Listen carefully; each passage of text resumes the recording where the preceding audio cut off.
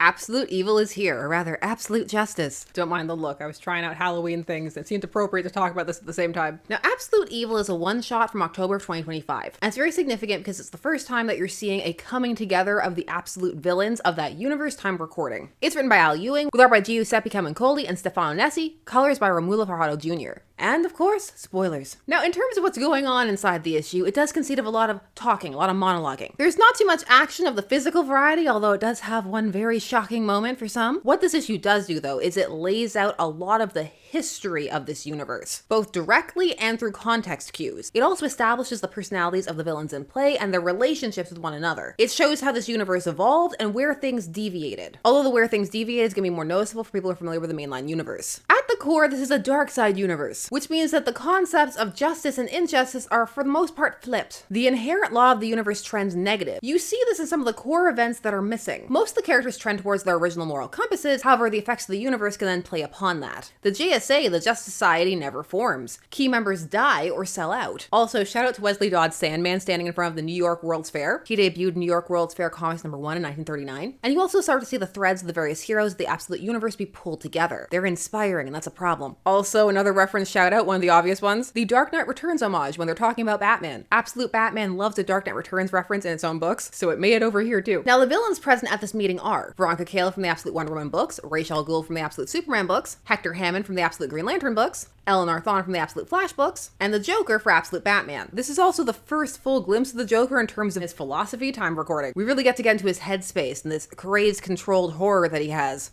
about the concept of what he calls the just world fallacy, that people could believe the world is just. For in this world, justice would be the opposite. Hence, injustice. Meaning that the villains are going to come together to form the Justice League, the justice of their world. To me, there's something really fun about this concept. Not just that it's a flip, but that it underscores the way this universe trends. It's pulling double duty. Now there's more that happens this issue. Finally, the arrival of Absolute Lex. On the whole, this book is about setting up the tone and energy and threat of this universe. And showcasing some moments of brutality. R.I.P. Green Arrow.